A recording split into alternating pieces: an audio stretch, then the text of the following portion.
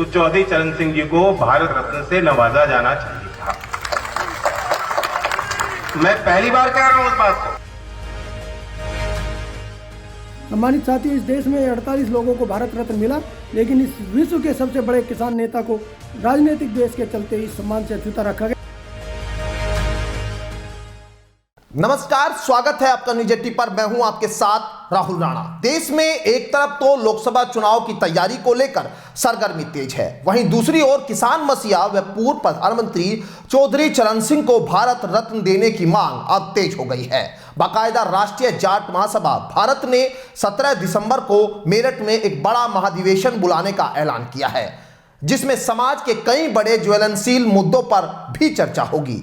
इस अधिवेशन ने दर्जनों मुख्य मुद्दों पर चर्चा के साथ महापुरुषों को भारत रत्न की मांग सहित भगत सिंह को शहीद का दर्जा व उनकी जयंती पर अवकाश घोषणा करने जैसे महत्वपूर्ण बिंदुओं पर चर्चा होनी है। बता दें कि चौधरी चरण सिंह को किसानों का मसीहा कहा जाता है। सभी राजनीतिक दल चौधरी चरण सिंह को अपना आदर्श मानती है। चौधरी चरण सिंह के नाम पर राजनीतिक दल वोट बैंक बटोरने की कोशिश करते हैं, लेकिन उनको अभी तक किसी भी पार्टी ने भारत रत्न देने की मांग को धार देने की कोशिश नहीं की। यहां तक कि सत्ताधारी भाजपा भी चौधरी चरण सिंह के सम्मान में कार्यक्रम का आयोजन कर किसानों के हितैषी होने का दम भरती है, लेकिन उनको भारत रत्न देने की पहल अभी तक भाजपा की ओर से भी नहीं की गई है। मैं चौधरी सचिन सरोहा, राष्ट्रीय अध्यक्ष राष्ट्रीय जाट महासभा भारत, कल मेरठ में होने जा रहे राष्ट्रीय जाट महासभा भारत के महाधिवेशन में आप सभी को सादर आमंत्रित करता हूं।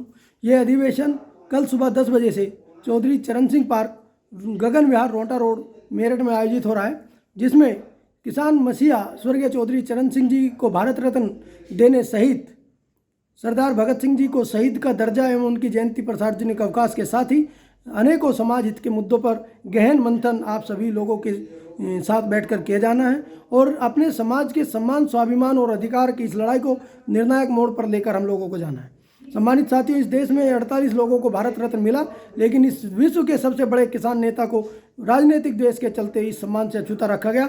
हम ये मांग करते हैं सरकार से कि वो अतिशीघ्र ये सम्मान चौधरी साहब को देने का काम करे, अन्यथा राष्ट्रीय जाट महासभा भारत चौधरी चरण सिंह के अनुयायियों को साथ लेकर एक बड़े आंदोलन की रूपरेखा तैयार करने का काम करे। बता दें कि चौधरी चरण सिंह के पोते व राष्ट्रीय लोकदल के अध्यक्ष जयंत चौधरी भी चाहते हैं कि उनके दादा को भारत रत्न के सम्मान से नवाजकर उन्हें सम्मान देने का काम किया जाए, जिसका जिक्र रालोद मुखिया एक जनसभा के दौरान मंच से पहले भी कर चुके हैं।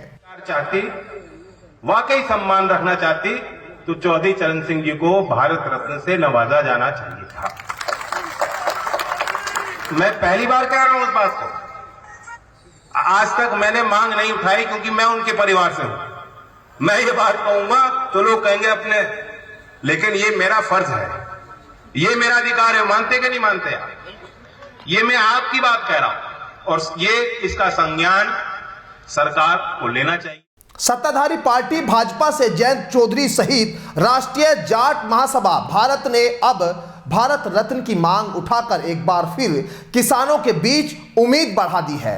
हालांकि ऐसा नहीं है कि भाजपा ये नहीं चाहती कि चौधरी चरण सिंह को अगर वो भारत रत्न से नवाजती है तो उसका फायदा उन्हें लोकसभा चुनाव में नहीं मिलेगा, जबकि भाजपा भी किसानों की सहानुभूति बटोरना चाहती है, जिसके लिए उन्होंने चौधरी चरण सिंह की 23 दिसंबर को होने वाली जयंती के मौके पर अवकाश की घोषणा की हुई है। लेकिन भारत रत्न की पहल अभी तक सरकार की ओर से नहीं देखी गई, लेकिन चुनाव से पहले एक बार फिर उठी ये मांग से अब लगता है कि किसानों के अंदर इसको लेकर फिर जागृति आ सकती है। ऐसे में देखना होगा कि 17 दिसंबर में होने वाले इस महाधिवेशन का कितना असर इन मांगों पर पड़ता है।